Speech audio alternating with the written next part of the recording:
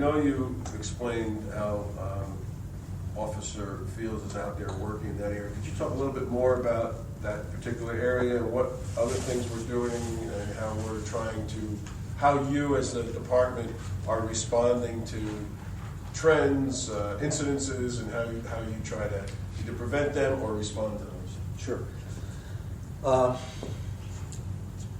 Some of you already know that we have a particular means of deploying our personnel based upon what information we have as potential threats, which we determine by staying in contact with and trying to coordinate activities with neighboring communities' police departments. So on a daily basis, we get reports from Irvington PD about what crime may be happening in that town so that we can evaluate what might be close to Maplewood and obviously comes to the border of the Jacoby Street, 44th Street, Chancellor Avenue area. When we have information about that, that's disseminated to the patrol officers through the sergeants at the beginning of each shift. And as we stated earlier, the Jacoby Street area has been designated a sub-geographic area patrol zone, if you will, within what is normally a larger patrol zone for the southeast section of town. So in addition to the regular patrol officers, just to give you a conceptual, maybe a visual, if you looked at the town and divided it into 4 generally equal parts, we would patrol in those types of quadrants, okay? But because we understood that there's particular challenges in the Jacoby Street, 44th Street area, we'll call it the East Hilton area, a couple years ago we created a targeted enforcement zone. And that's the zone that Officer Fields and a number of other officers work throughout the week, throughout each day, actually. So day shift and evening shift have an officer that is primarily assigned to that area so that they are particularly aware of the concerns within that section of town, and they are then applying the intel that we get from other communities, whether it be wanted persons, whether it be wanted vehicles, stolen vehicles, and are focusing their efforts within a much reduced geographic patrol area. So that's the general response that we've had to the problems that we have experienced on Jacoby Street, the problems you've experienced on Jacoby Street. We also do that same information gathering from state police, county agencies, and Newark in particular. We get their crime report daily, and we go through that report and look at any information that we might be able to put into play to be proactive in addressing threats to Maplewood, not only in the Jacoby Street area, the TES zone, but throughout the entire town. So that's an ongoing process. That's done daily. The officers are briefed daily before they go out on the road about any current issues, whether there's a robbery trend happening in Newark, whether there have been carjackings in Irvington. Any of those things are disseminated out to the officers. They bring that information with them when they go out onto patrol. They're also made aware of the issues that we talked about here tonight: parking concerns, quality of life issues. If there's a particular repeat of a type of offense in a particular range of addresses, the officers are required to go and spend time in those areas. If there's been a crime, if there have been burglaries, we have burglaries on 44th Street, unfortunately, the officers go out and, this is a kind of an extension and evolution of what NYPD and other police departments started in the 80s and the 90s with CompStat. And the simplistic way to look at it is putting cops on dots. If you've had crimes in areas or there's threats in those areas, you need to have your officers in those areas at the times that you would expect those things would be repeated. And that's what we do. And hopefully you've all seen these officers in those areas, and they're in those areas at particular times, for the most part, based on either a potential threat or something that may have happened in the general area of that street, maybe within a couple of houses. We also link that with a concept called DDAX, which is short for Data-Driven Approaches to Crime and Traffic Safety. That concept took the idea of cops on dots and crime and overlaid that with traffic issues. So when you take a map and you plot those two things together, where you have your highest concentrations is where you would have the best bang for your buck, so to speak, in applying the officers. So we do that as well, where we've seen combinations of motor vehicle accident activity or motor vehicle violations, complaints, as well as the crime issues.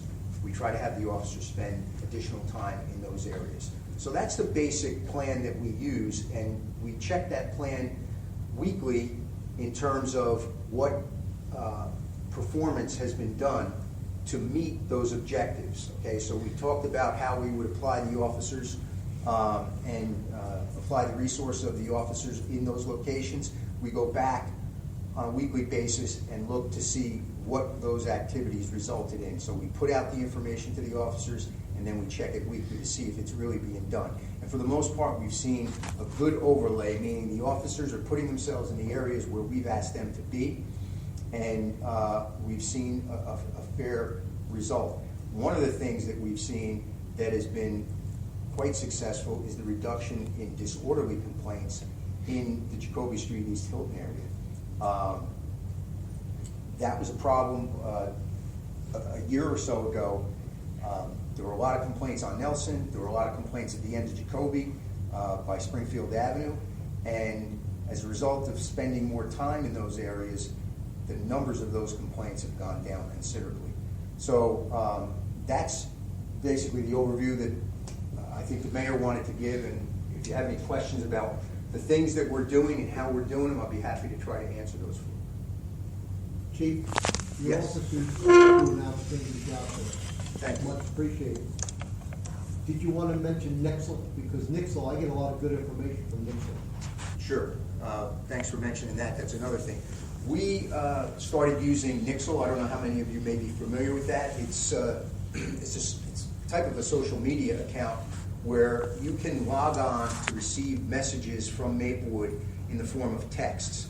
And what we try to do is put information out that is helpful, either just instructional, informational, or if we have an incident going on, to the best of our ability, within a reasonable amount of time, we'll try to put an information Nixle message out to advise people what's going on and to stay away from an area. We've done that most recently with a lockdown at the high school.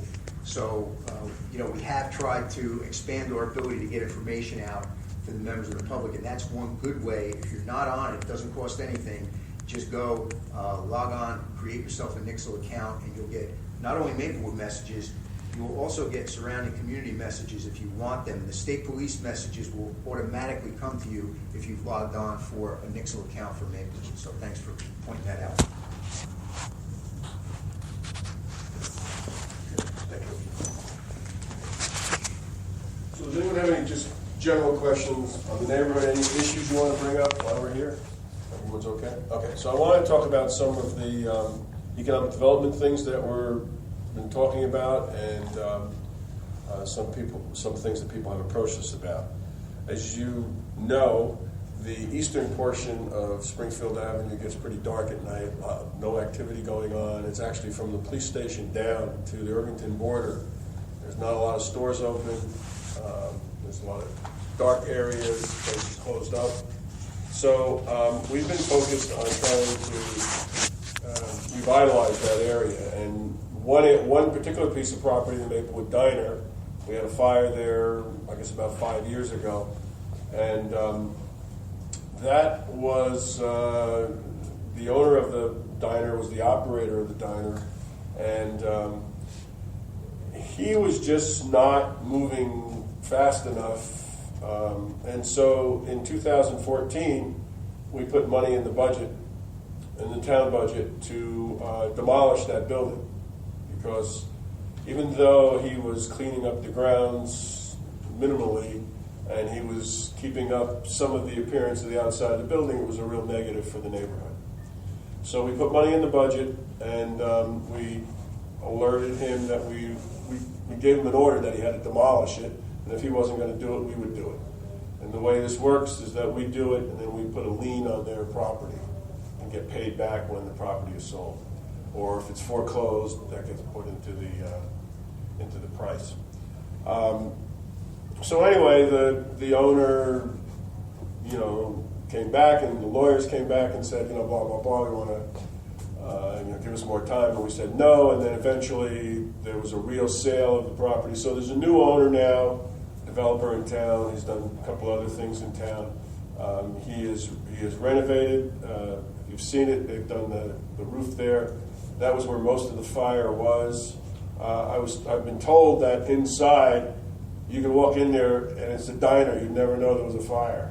That it was just really the roof that burned. Now, of course, over the years, with water getting in there and all that, there's been water in the basement and water on walls and things like that. So, but they're in there now, and they've torn it out.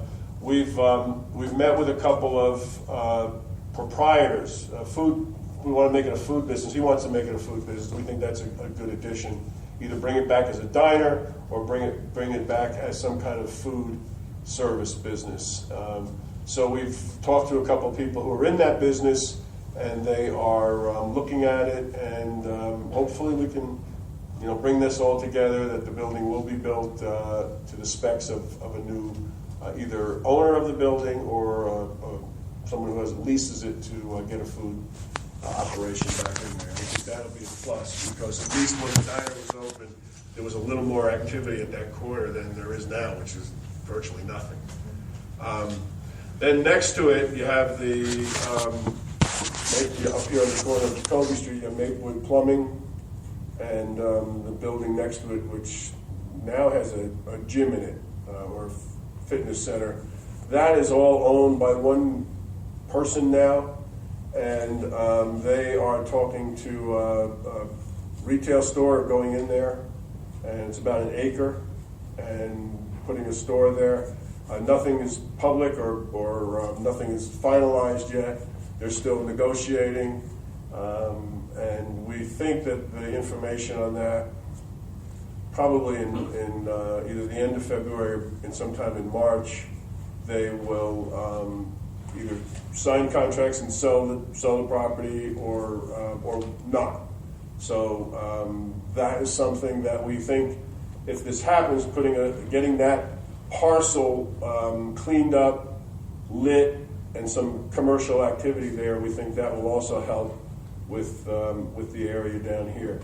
And then finally, across the street, where the PSE&G building is, across from the pool there, that very large lot, it's 4 acres or so. That is going to be developed into 235 apartments. These will be 1-bedroom and 2-bedroom apartments. And I have a picture that I'll pass around if you want to look at it. And that will take place, that will start in 2015 and probably be done sometime in 2016. So we think with adding those folks there, getting some of these retail and restaurant and food operations going on, that we'll be able to use that to attract others to maybe pick up some of the underutilized and vacant buildings between Boynton Avenue and Burnett Avenue. Which go up, particularly as you go up towards the police station on the left-hand side. There's vacant buildings. There are buildings that are, people come and go. There's buildings for sale there. So that if we can if we can show that there's a population willing to spend money and buy goods and services, that will get people to invest in those properties. They're difficult properties because there's not a lot of parking. It also comes down in a kind of a angle, so it cuts across things, and you have multiple owners, so someone would have to go in there and buy property from 2 or 3 different owners to make a site that they can put together. But it's doable, and we think that once there's a couple of big investments in this area, that others will look. The developer of the PSE&G site is Avalon Bay. They are a national developer. They're also the developer that had the fire in Edgewater. And we have talked about